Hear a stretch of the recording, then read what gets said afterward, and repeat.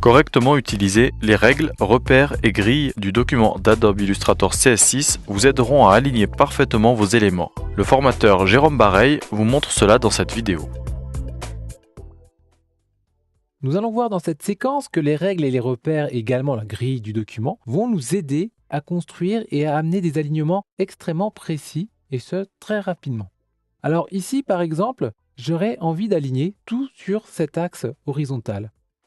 Et pour ceci, je vais pouvoir afficher des règles en passant par le menu Affichage, Règles, puis Afficher les règles. Ça va me faire apparaître en haut et sur l'axe vertical une graduation. Cette graduation part à la base du haut à gauche du plan de travail jusque vers la droite. Donc pour poser un repère, c'est assez simple. Il faut venir sur cette graduation, dans cette règle, et faire un cliquer-glisser.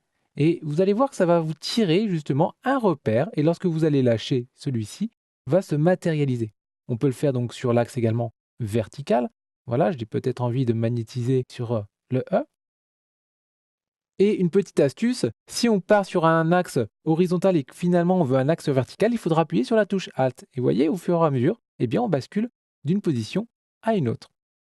Alors, pour effacer un repère, pareil, c'est assez simple. Il suffira de le sélectionner et de le supprimer. Alors, pour le supprimer, la touche Sup ou la touche effacement de caractère. Alors, attention néanmoins que dans les parties ici repères, verrouiller les repères ne soit pas coché. Car si c'est le cas, on ne pourra pas sélectionner les repères. Donc moi, ce que je vais faire, je vais venir de nouveau déverrouiller tout ceci afin de sélectionner ce repère et le supprimer. Alors maintenant, le repère ici va m'aider à amener un magnétisme pour caler parfaitement mon élément. Si en cours de création également vous changez d'unité, vous pouvez passer par un clic droit dans la règle et demander ici passer par exemple en pixels. Donc moi, je vais laisser du millimètre et on va s'intéresser cette fois-ci à cette partie.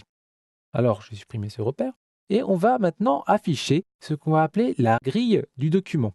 Alors, cette grille va se matérialiser par une sorte de papier millimétré qui apparaît comme ceci et que je vais mieux voir en mode tracé. Donc, CTRL-Y sur PC commande Y.